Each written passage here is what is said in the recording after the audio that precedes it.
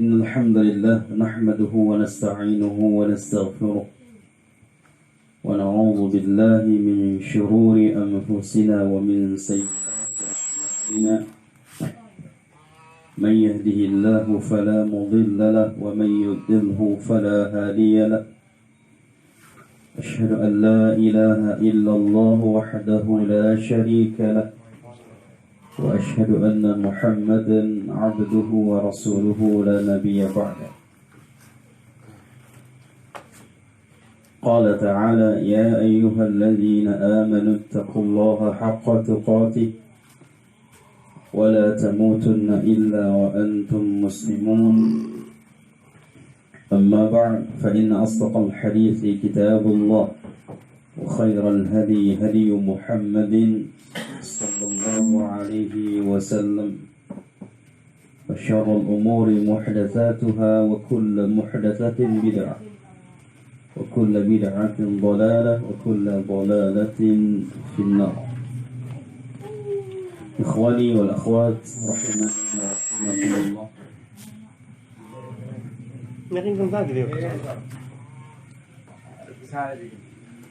Alhamdulillah, kita bersyukur kepada Allah Subhanahu wa Ta'ala, di mana Allah kembali mengkumpulkan kita di dalam majlis ilmu ini, yang mudah-mudahan Allah juga nanti akan mengkumpulkan kita di dalam syurga Firdaus. Salatu wassalamu ala Rasulillahil Karim Muhammad sallallahu alaihi wasallam. Kemudian salawat dan salam mudah-mudahan tercurah kepada Nabi kita, Rasul kita, kekasih kita, dialah Muhammad bin Abdullah sallallahu alaihi wasallam. Kita berharap mudah-mudahan Allah memasukkan kita di antara umat yang akan mendapatkan syafaat. Okay. Salam. Oh gini tuh, kami ngaji. Lain suaranya, merduka suaranya, nyaring nih. Baik, ikhwan dan akhwat sekalian rahimani wa rahimakumullah. Kembali kita melanjutkan pembahasan kita tentang sejarah para sahabat yang sejarah mereka adalah sebuah ibrah yang harus kita contoh bagi mereka atau sebagai ibrah yang untuk kita dalam kehidupan ini, apalagi mereka adalah orang-orang yang mulia, orang-orang yang diridhoi oleh Allah, dan bahkan Allah abadikan di dalam Al-Quran mereka Allah ridhoi, radhiyallahu anhum wa radu anhu. Allah telah meridhoi mereka dan mereka pun ridha kepada Allah. Dan tatkala kita meniru mereka, mengikuti sejarah mereka, mengikuti bagaimana potret dalam kehidupan mereka, maka kita berharap kita pun diridhai oleh Allah Subhanahu wa Ta'ala, karena mereka adalah orang-orang yang diridhai. Makanya kata para ulama, dekatilah orang-orang mulia. Sekalipun kita tidak orang mulia, maka dekati mereka orang mulia. Tatkala kita mendekati mereka orang mulia, maka insya-Allah kita pun menjadi orang yang mulia. Jangan kita dekati orang-orang yang hina, orang-orang yang tidak peduli dengan hukum-hukum Allah, karena itu akan tertular bagi kita. Bahkan hati kita, iman kita akan semakin lemah. Baik. Di antara sahabat yang paling mulia dari sahabat-sahabat yang mulia, sahabat yang paling mulia adalah sahabat Abu Bakar,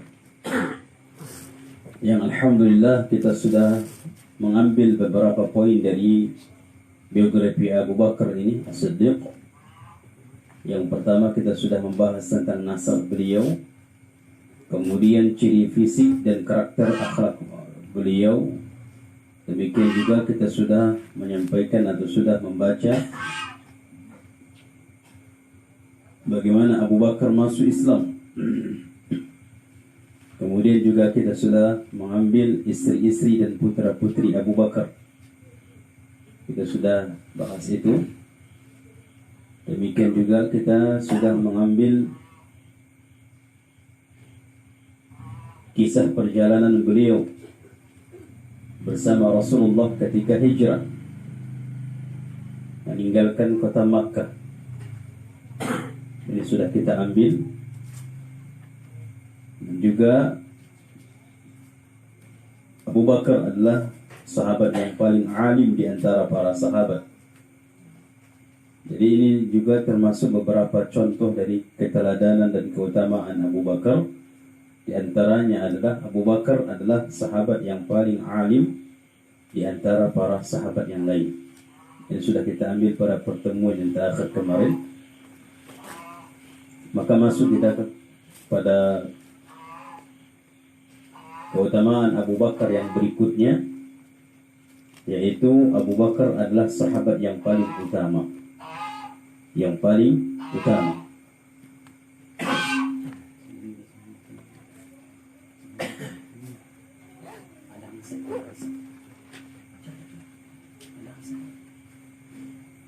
Sini.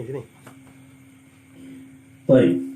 Penulis mengatakan, Imam Ibnu Katsir, diriwayatkan dari Ibnu Umar radhiyallahu anhuma, beliau berkata, kami biasa berbincang menyatakan siapa yang paling utama di antara para sahabat di masa Rasulullah SAW. Maka kami sepakat memilih Abu Bakar yang paling utama, kemudian Umar, dan selanjutnya Utsman bin Affan. Jadi dari perbincangan para sahabat ini, dan bahkan di antara para sahabat itu pun terjadi perbincangan antara siapa yang paling utama di antara mereka para sahabat. Maka mereka mengatakan bahwasanya yang paling utama itu adalah Abu Bakar. Tentunya mereka menilai Abu Bakar adalah paling utama bukan menilai dengan pandangan yang kosong, tidak. Pasti mereka menilai dengan riwayat-riwayat yang mereka ketahui, yang riwayat itu sampai kepada mereka tentang keutamaan Abu Bakar. Demikian juga dengan bagaimana nilai iman yang ada pada diri Abu Bakar. Mereka menilai itu juga. Mereka menimbang, dan bila dibandingkan dengan sahabat-sahabat lainnya, maka di sana ada keutamaan bagi Abu Bakar. Maka mereka mengatakan yang paling utama adalah Abu Bakar, kemudian Umar, kemudian Utsman bin Affan. Diriwayatkan juga dari Muhammad bin Hanafiyah, beliau berkata, kutanyakan pada ayahku, siapa ayahnya? Ali bin Abi Thalib, siapa yang paling baik setelah Rasulullah SAW? Maka beliau menjawab Abu Bakar. Kemudian kutanyakan lagi, siapa setelahnya? Beliau menjawab Umar. Dan aku pun takut jika beliau menyebutkan Utsman sesudahnya, maka aku katakan setelah itu pasti Anda. Namun beliau menjawab, aku hanyalah salah seorang dari kaum muslimin.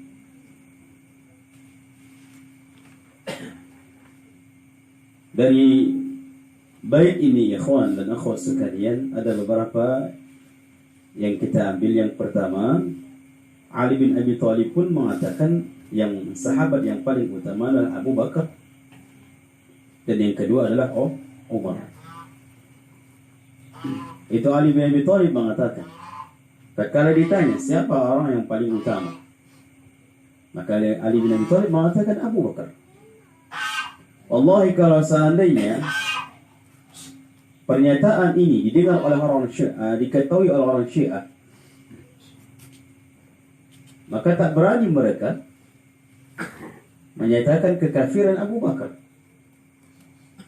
Karena orang yang paling sangat mereka bahkan sampai tuhankan, orang Syiah itu sampai memuliakan Ali sampai kepada derajat Tuhan, derajat Allah. Bahkan mereka mengatakan Jibril salah dalam menyampaikan risalah. Harusnya kepada Ali bin Abi Thalib, bukan kepada Muhammad. Jibril salah. Padahal yang memerintahkan Jibril salah. Allah, berarti Allah lupa, salah. Padahal di sini tatkala Ali bin Abi Thalib ditanya, ya siapa orang yang paling utama? Dia mengatakan Abu Bakar. Siapa orang yang paling utama yang kedua? Umar. Ali derajat yang mereka hormati, mereka cintai, bahkan sampai level Tuhan. Mereka tabarruk di dalamnya, mereka istighasah dengan Ali. Mereka bahkan minta pertolongan kepada Ali. Ali yang mengatakan Abu Bakar. Tapi mereka mengatakan Abu Bakar kan kafir. Bahkan banyak anak-anak Ali, nanti kita masuk kepada Ali bin Abi Thalib, banyak anak-anak Ali itu memberikan nama sama dengan Abu Bakar, Umar. Kenapa? Karena cintanya Ali bin Abi Thalib kepada Abu Bakar. Para sahabat dan mereka yang begitu mulia. Dan bahkan juga dikatakan ketika Amr bin As diriwayatkan dari Abu Utsman, dia telah berkata kepadaku Amr bin As, sahabat Nabi, bahwa Rasulullah SAW pernah mengutusnya dalam peperangan Zatul Salasil. Kemudian aku mendatangi beliau dan bertanya, siapakah orang yang paling engkau cintai? Jadi Amr bin As bertanya kepada Rasulullah, siapa yang paling engkau cintai? Apa jawaban Rasulullah? Aisyah. Kemudian dari kalangan laki-laki, siapa ya Rasulullah? Maka Rasul mengatakan Abu Bakar. Abu Bakar. Orang yang paling dicintai Nabi adalah Aisyah dari kalangan wanita, dan dari kalangan laki-laki adalah ayahnya Aisyah, Abu Bakar. Orang yang paling dicintai dan orang yang paling utama, orang yang paling mulia, lengkap semuanya kepada Abu Bakar. Makanya cukuplah sebuah kelompok itu dikatakan menyimpang tatkala mereka membenci Abu Bakar. Tapi ialah, siapalah Abu Bakar? Mereka orang Syiah bukan hanya Abu Bakar yang mereka benci, bukan hanya Umar yang Utsman yang mereka benci, mereka kafirkan, bahkan ummahatul mukminin. Salah satu ummahatul mukminin Aisyah mereka benci. Bahkan mereka mengatakan Aisyah itu lebih najis daripada anjing. Wow.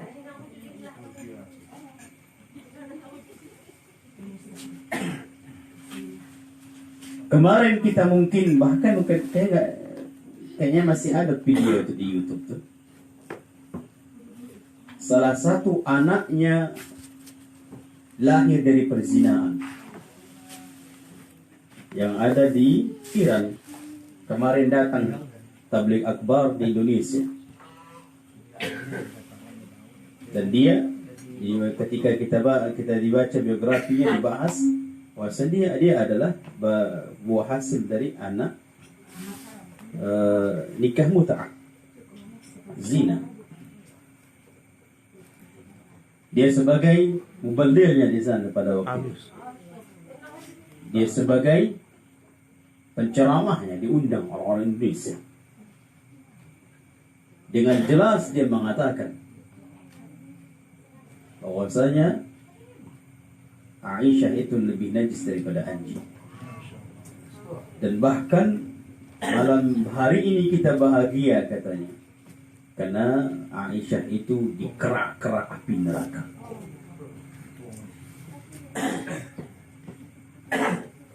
Dikerak-kerak api neraka. Wajib bagi kita bahagia, katanya seperti itu. Dengan bahasa Arab. Wajib mereka malam itu merasakan kebahagiaan karena Aisyah dikerak api. Jadi jangankan Abu Bakar, jangankan Umar, jangankan Utsman, ummatul mukminin. Ibunya kaum mukminin. Makanya tatkala mereka mencaci ibunya kaum mukminin, kira-kira muslim enggak lagi? Kafir. Sedangkan istri-istri Nabi adalah ibunya orang-orang beriman.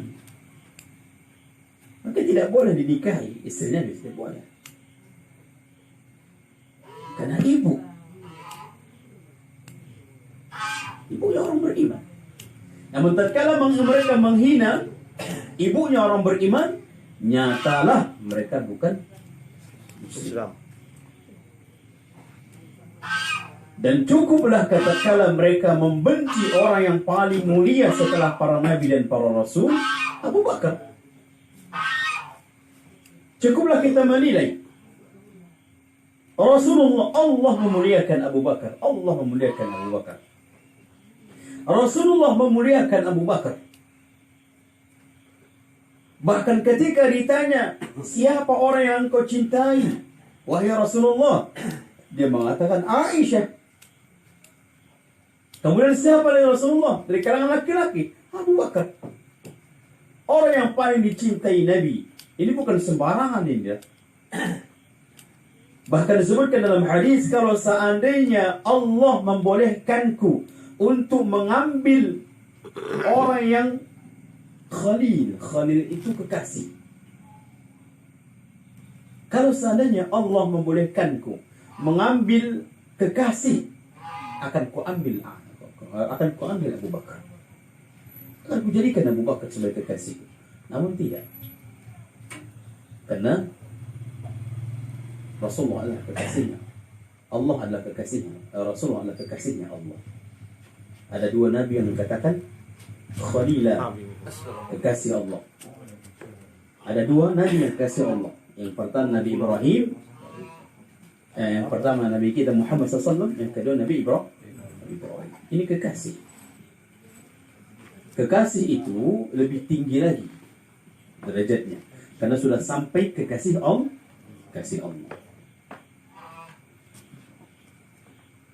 Jadi tidak sembarangan Rasulullah itu mengambil yang dicintai. Tidak sembarangan. Ini orang yang dicintai Nabi, orang yang yang sangat disayangi Nabi dikatakan kafir. Maka sudah cukuplah kita memandang itu pasti kelompoknya sesat. Namun betapa banyak orang yang masuk ke dalamnya. Betapa banyak. Dan bahkan dengan bangga ketika diwawancarai, dengan bangga masuk ke dalam kelompok itu. Bukan hanya 1 hari, 20 tahun lamanya. Di mana akal? Kenapa tidak dicari? Kalau masih dalam 1 minggu, 2 minggu, masih mendingan. Ini sampai 20 tahun lamanya ikut di kelompok itu. Mana akal? Atau bahkan dia mendengarkan ucapan-ucapan yang kotor dari manusia yang paling kotor. Namun itulah tadi, hidayah itu di tangan Allah. Bahkan antum nanti lihat di YouTube, ada salah seorang muridnya Syekh Shalih Al-Utsaimin. Bahkan di situ disebutkan ketika ceramah, di situ disebutkan murid dari imam besar Saud, Syekh Shalih Al-Utsaimin. Namun dia membenci sunnah, fitnah. Dia membenci orang-orang yang termasuk atau orang-orang yang berada di dalam pemahaman para salaf. Pemahaman para sahabat. Bahkan dia mengatakan aku hijrah dari itu. Padahal Syekh Utsaimin salaf. Rujukan dunia yang sangat pemikirannya kepada sahabat. Ini muridnya. Makanya hidayah itu luar biasa. Lama beliau itu berguru, namun tidak mengikuti bagaimana pemahaman gurunya, malah mencaci betul-betul Allah. Baik. Jadi Abu Bakar adalah orang yang paling mulia, dan bahkan dikatakan Ali bin Abi Thalib tatkala ditanya siapakah yang paling mulia, yang paling baik setelah Rasulullah, maka dia mengatakan Abu Bakar. Disebutkan dalam riwayat lain tatkala Amr bin As bertanya kepada Rasulullah, siapakah orang yang paling engkau cintai? Maka Rasulullah mengatakan Aisyah. Kemudian siapa lagi ya Rasulullah? Maka Rasulullah mengatakan ayahnya. Siapa ayah Aisyah? Abu Bakar. Ini orang luar biasa. Yang kedua, juga kita ambil hikmah atau pelajaran dari ucapan Ali bin Abi Thalib ini, sampai anaknya sampai yang bertanya,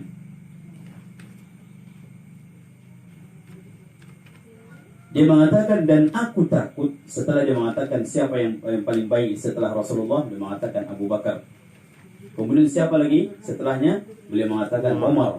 Dan aku takut jika beliau menyebutkan Utsman sesudahnya, maka aku katakan kepadanya, pasti setelah itu adalah engkau wahai Ali.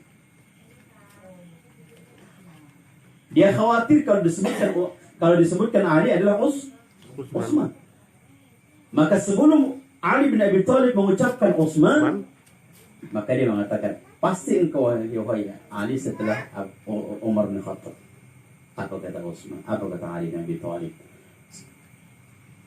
Dia mengatakan aku hanyalah salah seorang dari kaum muslimin, orang biasa. Ini tawaduknya Ali bin Abi Thalib. Padahal Ali bin Abi Thalib ini adalah menyambung dari keturunan Nabi. Ahlul Bait. Dan nasab, kedudukan dari segi nasab mulia. Dan juga Ali bin Abi Thalib ini digelar dalam kitab sejarah Lu Nurain, orang yang memiliki dua cahaya. Kenapa dikatakan dia memiliki dua cahaya? Karena menikahi dua putri Nabi Sallallahu Alaihi Wasallam. Baik. Paham ini, kawan?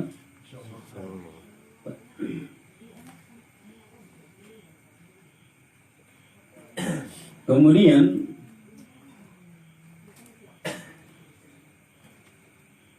kita lihat juga dari keutamaan Abu Bakar. Kita lihat juga dari keutamaan Abu Bakar.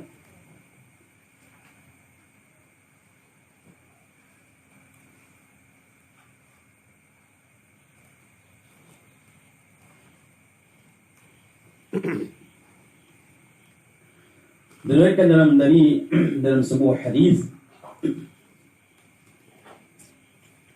dari Abu Hurairah, beliau berkata, aku mendengar Rasulullah SAW bersabda, Rasulullah mengatakan, man anfaqa zawjain min syai'in min al-asya' fi sabilillah du'iya min abwabi ya'ni al-jannah. يا عبد الله هذا خير فمن كان من أهل الصلاة دعي من باب الصلاة ومن كان من أهل الجهاد دعي من باب الجهاد ومن كان من أهل الصدقة دعي من باب الصدقة ومن كان من أهل الصيام دعي من باب الصيام وباب الريان فقال أبو بكر ما على هذا الذي يدعى من تلك الأبواب من ضرورة وقال هل يدعى كلها أحد يا رسول الله قال نعم وأرجو أن تكون منهم يا أبا بكر. Dah faham tak? Belum nak.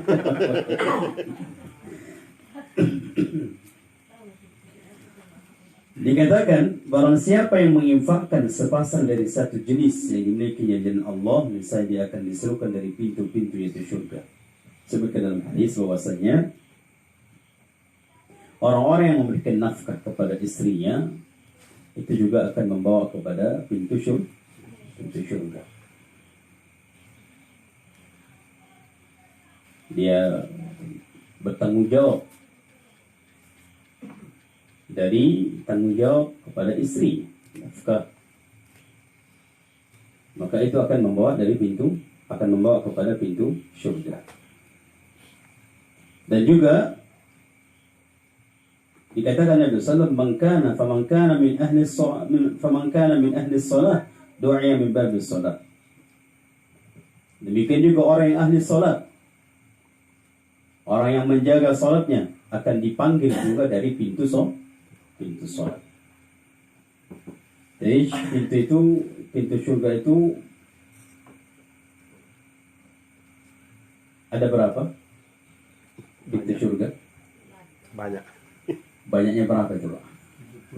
Hah? 70.000. Masya Allah. Dari mana itu, Pak, hadisnya? Pintu syurga 8. 8.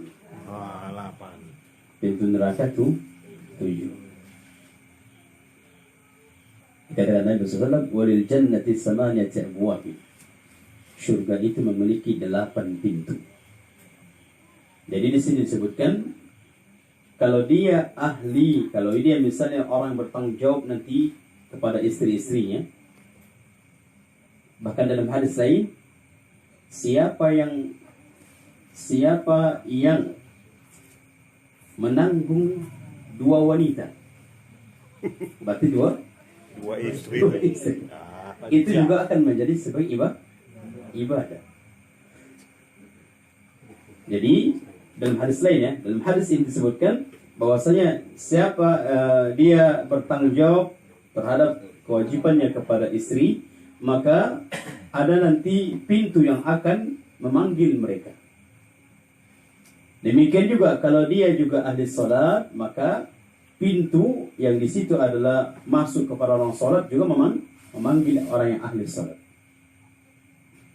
Demikian juga wa man kana min ahli jihad, dan siapa yang ahli jihad, siapa yang berjihad, du'a min babil jihad, akan dipanggil dari pintu jihad.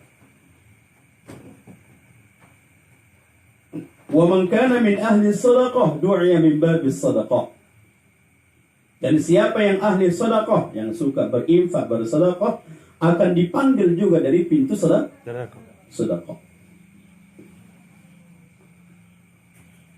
Wa man kana min ahli siyam, siapa yang ahli puasa, artinya siapa yang rajin memelihara puasa, baik itu puasa wajib maupun puasa sunnah.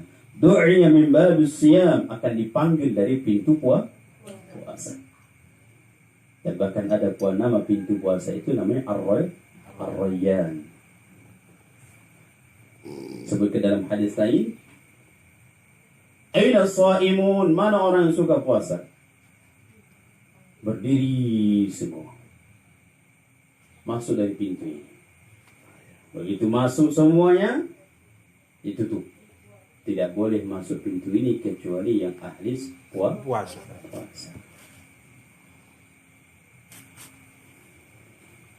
Tatkala Rasulullah mengatakan itu, siapa yang ahli jihad akan dipanggil dari pintu jihad.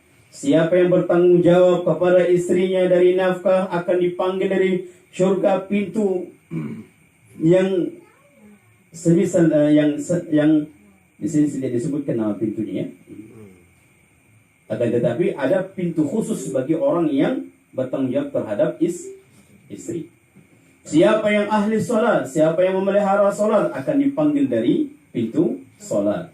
Siapa yang ahli jihad akan dipanggil dengan pintu jihad. Siapa yang ahli sedekah akan dipanggil dari pintu sedekah. Siapa yang ahli puasa akan dipanggil dari pintu puasa. Tatkala Nabi SAW mengatakan itu di hadapan para sahabat, dan di antara sahabat itu ada Abu Bakar. Ada Abu Bakar. Semuanya diam. Datang Abu Bakar mengangkat pertanyaan. Rasulullah mengatakan, ya Allah, hal yud'a kulluha ahadun ya Rasulullah. Wahai Rasulullah, apakah ada orang yang dipanggil semua pintu? Adakah orang yang dibolehkan masuk ke dalam surga dari 8 pintu itu? Ini yang ditanyakan oleh Abu Bakar. Qala na'am, kata Rasulullah, ada. Jadi bisa saja ikhwan, orang itu masuk ke surga dari pintu 8, bebas dari mana. Berarti tidaklah dia dibolehkan dari pintu manapun kecuali semua ahlinya.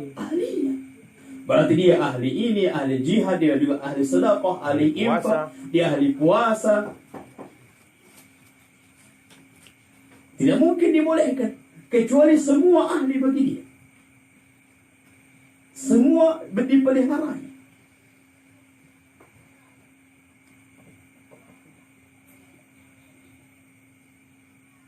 Apalagi disebutkan dalam hadis, subhanallah, ini keutamaan bagi para wanita.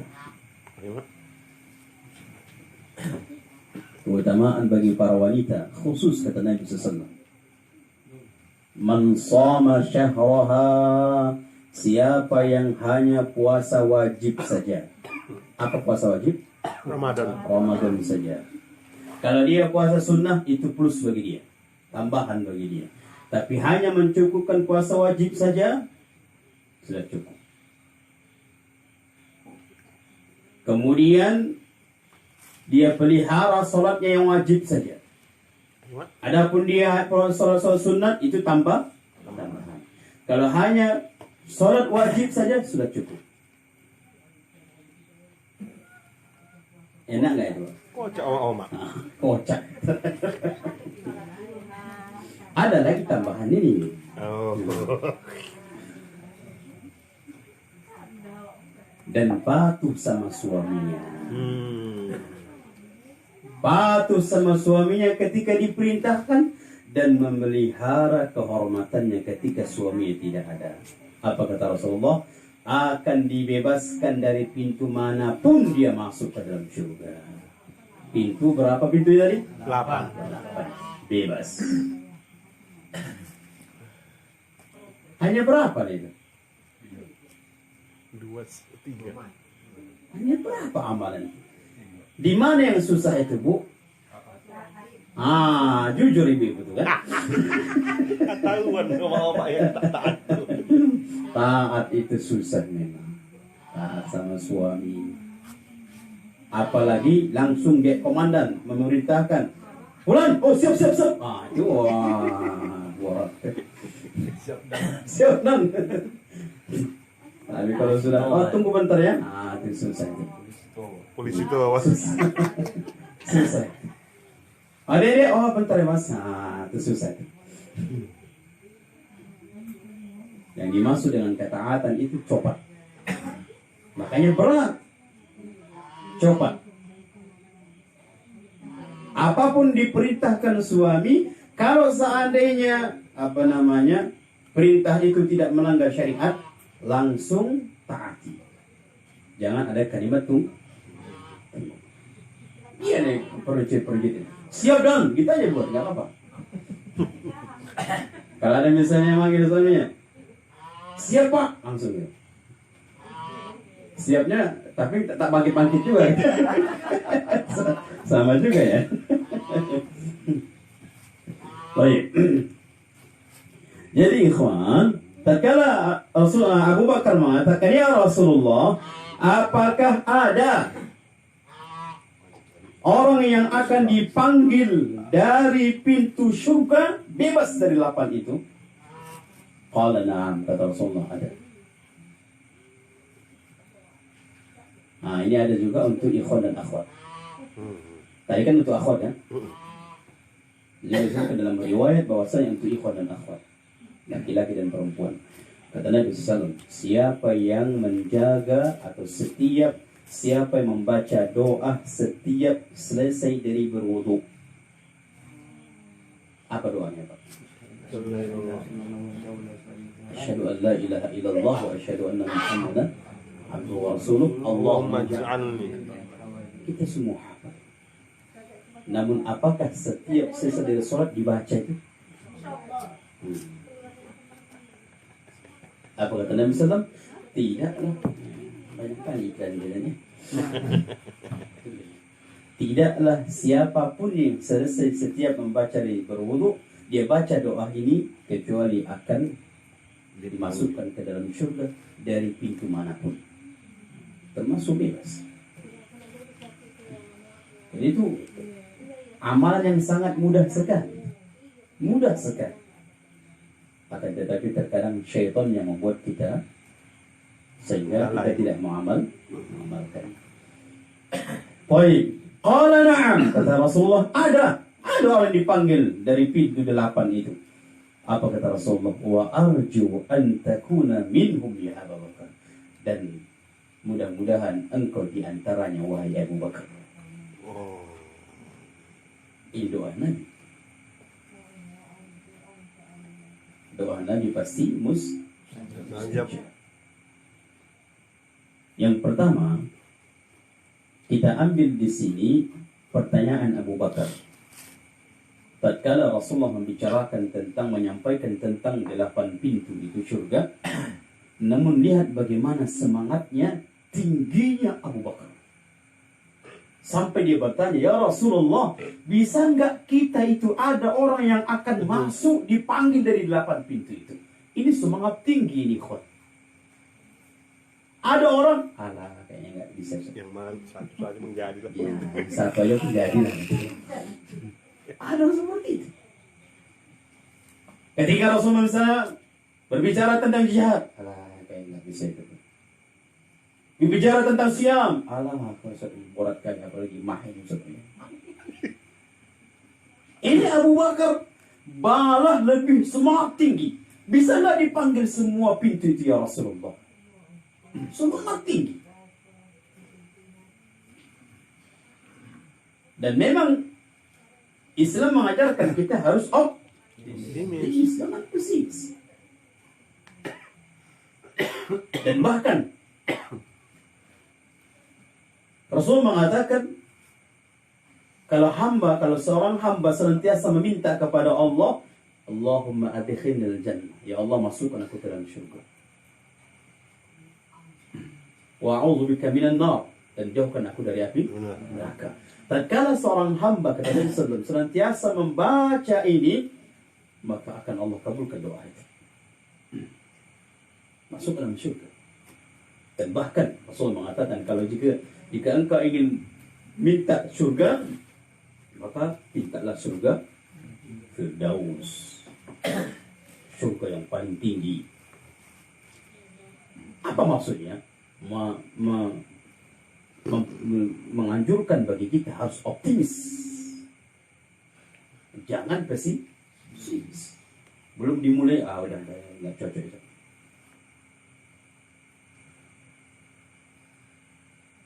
Ini Abu Bakar. Bisa nggak ya Rasulullah semuanya? Kalau dikatakan Nabi SAW bisa, berarti ada nggak semangat untuk menuju melakukan amal ibadah itu semua? Berlomba-lomba. Ada semangat untuk melakukan itu. Karena dia ingin supaya bebas masuk ke surga dari pintu manapun. Berarti dia harus ahlinya semuanya. Berarti harus dia bersemangat dalam melaksanakan. Optimis, semangat. Makanya memang lihatlah bagaimana pribadi Abu Bakar dalam ibadah. luar biasa. Baik, jadi semangat beliau itu harus kita ikuti.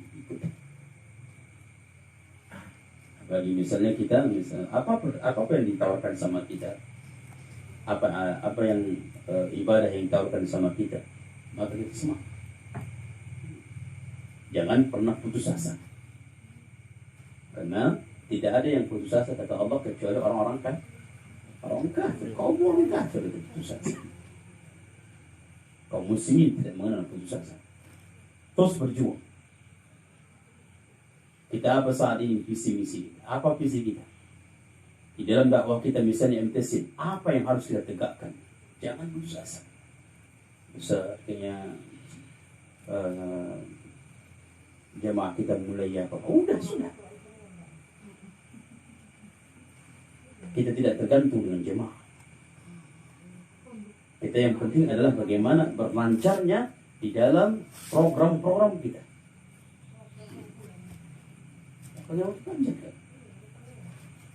Ya.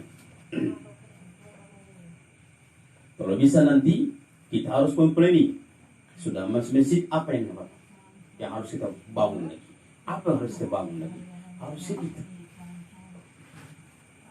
Kalau misalnya ini harganya tanah sekian itu kayaknya nggak bisa satu. Ini nggak boleh. Udah angkat tangan Ustaz ini.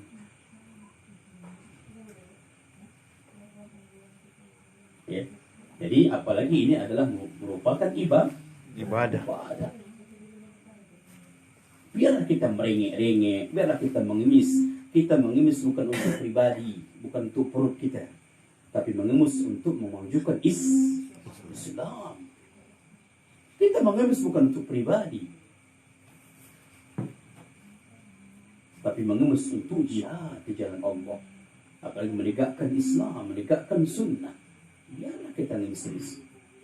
Terkadang manusia terkadang tidak mau sama kita, tidak. Karena kita berjalan bukan untuk pribadi kita, bukan untuk perut kita masing-masing, kan? Tapi untuk menolong agama Allah. Dan janji Allah. Dan janji Allah, in tansurullah yansurkum. Jika kalian menolong Allah, pasti Allah menolong. Tapi tentunya pasti di situ ada perlu kesabaran. Butuh kesabaran. Butuh.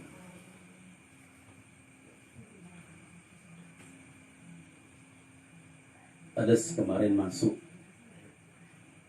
Ya, kayaknya orang Tanjung Balai mengenal beliau. Karena dia ada asli orang Sungai Payang. Profesor, doktor,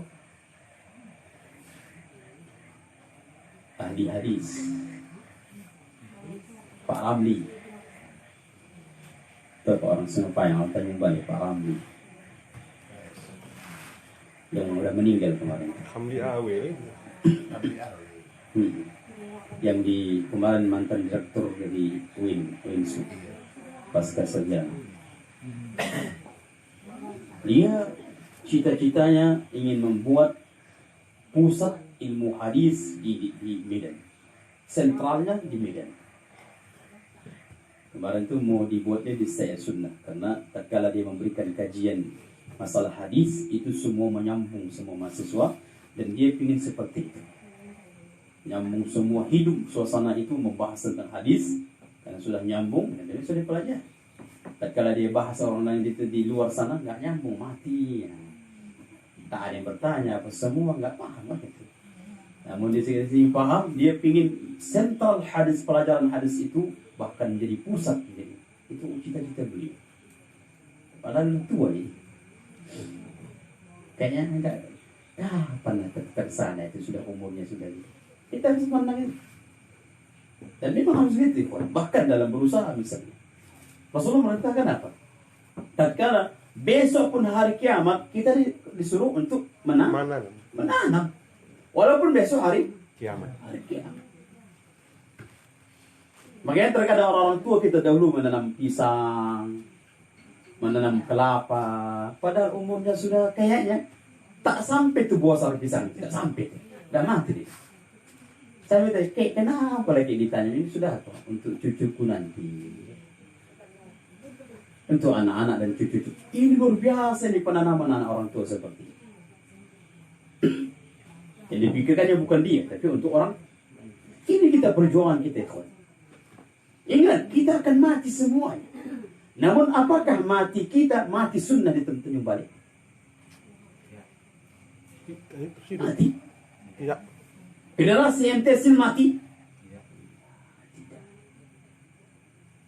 Biarlah kita meninggal, akan tetapi generasi yang meneruskan perjuangan itu ada. Biarlah saat mungkin akan datang kita tidak mencicipi itu.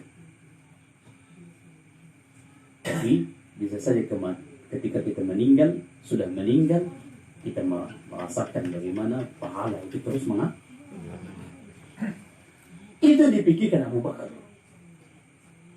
Ya, bagaimana perjuangan beliau di dalam itu, subhanallah. Hartanya sampai dikatakan subhanallah. Pernah Abu Bakar ini sakit hatinya, sakit kecewa dengan Umar bin Khattab. Pernah terjadi seperti itu. Pernah terjadi mungkin kesalahpahaman entah apa. Maka sampai agak sedikit ada di dalam hati Abu Bakar. Lihat, kita bacakan sejarahnya. Diriwayatkan dari Abu Darda, aku sedang duduk bersama Nabi SAW, tiba-tiba muncul Abu Bakar. Abu Darda siapa ini? Sahabat Nabi. Aku sedang duduk bersama Nabi SAW, tiba-tiba muncullah Abu Bakar sambil menjinjing ujung pakaiannya hingga terlihatlah lututnya. Maka Nabi SAW berkata, sesungguhnya teman kalian ini sedang kesal, lagi kosal. Tapi bukan berarti sebagai tanda ini menjunjung apa ya? Berarti ini kosal ini bapak ini. Bisa saja banjir kan itu. Maka berilah salam kepadanya. Maka kata Rasulullah, ini kawan kalian, teman kalian ini Abu Bakar ini lagi sedang kesal. Berikan salam. Maka Abu Bakar berkata, wahai Rasulullah, antara aku dan Ibnu Khattab. Siapa? Umar bin Khattab. Antara aku dan Umar bin Khattab terjadi perselisihan. Maka aku segera mendatanginya untuk minta maaf. Kumohon padanya agar dimaafkan. Namun dia enggan menerima permohonan itu. Karena itu aku datang menghadapmu wahai Rasulullah sekarang. Rasulullah menjawab, semoga Allah mengampunimu wahai Abu Bakar. Berulang kali sampai 3 kali Rasulullah mengatakan, semoga Allah mengampunimu wahai Abu Bakar. Semoga Allah mengampunimu wahai Abu Bakar. Tak lama setelah itu datang Umar. Umar menyesal karena dia tidak menerima permohonan maaf Abu Bakar. Umar menyesal atas perbuatannya dan mendatangi rumah Abu Bakar sambil bertanya, apakah di dalam ada Abu Bakar? Namun keluarganya mengatakan tidak. Kalau tidak ada di rumah Abu Bakar berarti sama siapa? Sama Rasul. Tak kemana lagi itu. Pasti dengan sama Rasulullah. Umar segera mendatangi Rasulullah, sementara wajah Rasulullah itu terlihat merah karena marah. Dan memang ikhwan, terkadang dari wajah itu nampak kita tahu kita ini marah.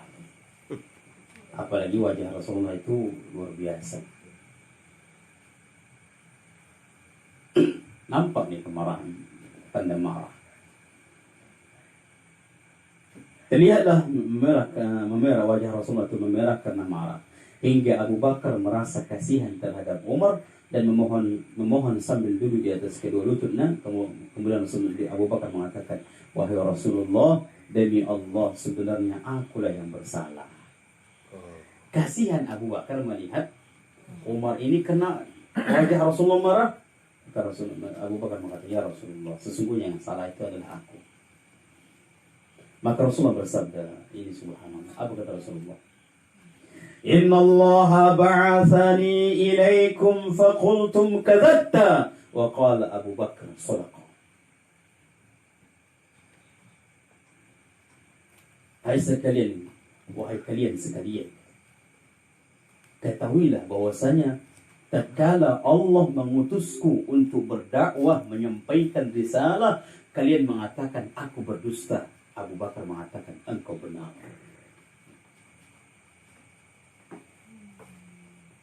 Dan memang yang paling mudah menerima dakwah adalah Abu Bakar. Yang lain tunggu sebentar, nanti jangan. Langsung Abu Bakar. Di sini dikatakan semua kalian mengatakan aku dusta. Abu Bakar mengatakan engkau benar. Lalu apa kata Rasulullah? Wa wasani bi nafsihi wa malihi fahal antum tariku li sahibi. Setelah dia membenarkanku masuk ke dalam agama yang aku dakwahkan kepadanya, berhenti dalam membenarkan? Lah, setelah itu dia membelaku dengan seluruh diri dan hartanya. Setelah itu dia membenarkanku, membantuku di dalam dakwah dengan jiwanya dan dengan hartanya. Kenapa kalian sakiti dia?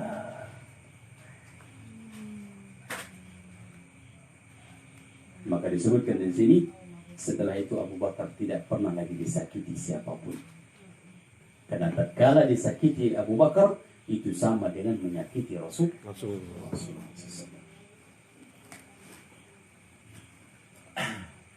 Kedudukan Abu Bakar itu luar biasa di pandangan, di hadapan, dan pada diri Rasulullah.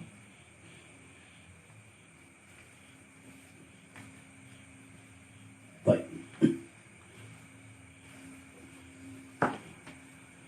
Jadi sampai dengan dirinya, harta Abu Bakar digunakan semua untuk berdakwah.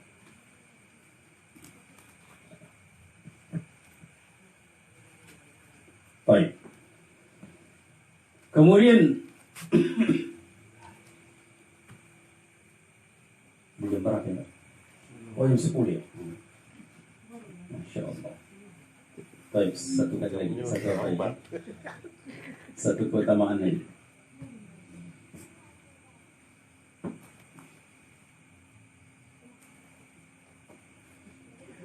Rasulullah memberitakan kepada Abu Bakar bahwasanya dia adalah penghuni surga. Dan banyak riwayat bahwasanya Rasulullah mengatakan dengan lisannya secara langsung bahwasanya Abu Bakar itu adalah penghuni surga. Padahal Abu Bakar itu masih di dunia atau tidak? Dunia. Masih di dunia. Bahkan juga disebutkan dalam sahabat-sahabat yang ikut di dalam perang Badar. Isna'u ma syi'tum, terserah kalian apa yang kalian lakukan. Sungguhnya Allah mengampuni dosa-dosa. Sungguhnya Allah telah mengampuni dosa-dosa kalian. Terserah kalian, bebas menurut kalian. Namun tatkala Rasul mengatakan bebas, apakah mereka berdosa? Melakukan dosa? Kalau kita itu gimana? Pak, mantap lah, udah ada jaminan. Bebas kalian. Berarti kita pun mana subhanallah. Beda memang kita ini.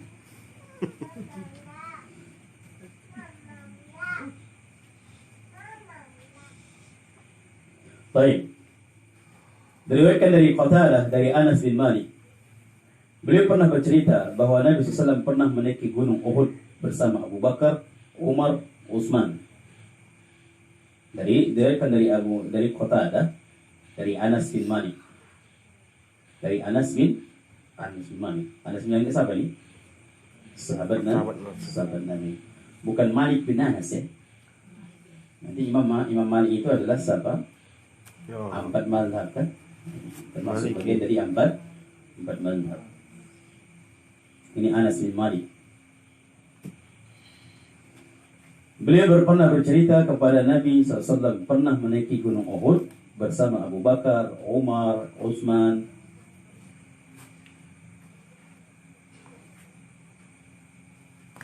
Maka tiba-tiba gunung Uhud itu berguncang.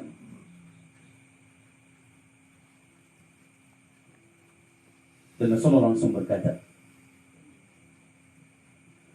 ketika gunung Uhud itu berguncang, Rasul mengatakan, Usbut Uhud.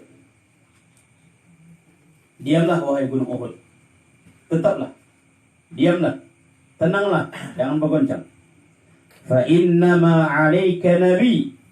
Karena di atasmu ini ada seorang nabi. Wa siddiq, dan ada siddiq. Siapa siddiq? Abu Bakar. Wa syahidan, dan ada orang yang mati syahid, 2 orang yang mati syahid. Siapa itu? Umar dan Utsman. Dari sini ikhwan, Rasulullah mengkabarkan Umar itu memang mati syahid. Syahid. Dengan mati syahid memang. Sebelum terjadi itu, Rasulullah mengatakan, "Usbut ya Uhud." Tenang wahai Uhud, ketika Uhud bergoncang. Fa inna ma'alaika nabi, karena di atasmu hanya nabi, kemudian Abu Bakar Siddiq, kemudian 2 orang yang syahid. Umar dan Utsman. Umar syahid ditusuk siapa? Si Abu Lu. Lu. Abu Lu. Yang sekarang kuburannya dimuliakan orang Syiah. Dan bahkan mereka berdoa, "Ya Allah, Al-Bulul ini majusi, kafir. Wahai Allah, tempatkanlah kami nanti bersama Abu Lu'lu." Cocok itu. Doa mereka seperti itu. Ketika mereka ziarah kepada kuburan Abu Lu'lu, mereka berdoa, "Ya Allah, samakanlah kami tempatkanlah kami bersama Abu Lu'lu." Tapi di pandangan mereka Abu Lu'lu ini pejuang, mujahid, berani, karena membunuh musuh mereka. Siapa? Umar. Membunuh musuh mereka, Umar. Ketika dalam Salat. ditusuk sampai begitu diminum, dikasih minum susu, keluar susu itu, Pak. Ya. Bahkan pisau yang digunakan oleh Abu Lu'lu ini 2 mata. Sudahlah 2 mata, dikasih lagi ditaburkan racun. Ditusuk sampai ada makan 7, ada 10 tusukan.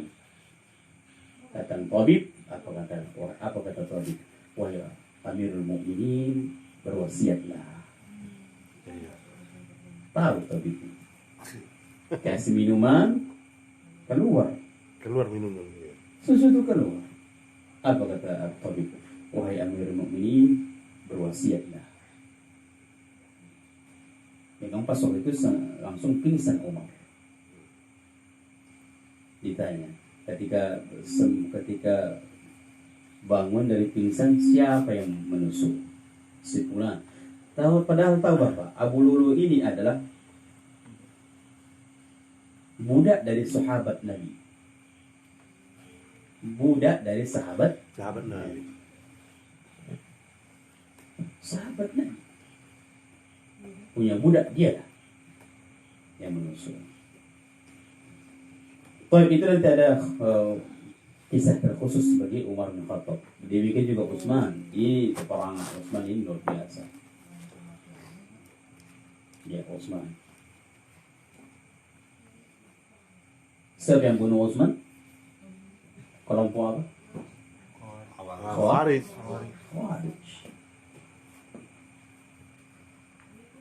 Makanya di sini apa tujuan Khawarij itu datang mendemo kepada Utsman? Menghancurkan negara atau menghancurkan yang kepemimpinan. Makanya orang yang mendemo misalnya,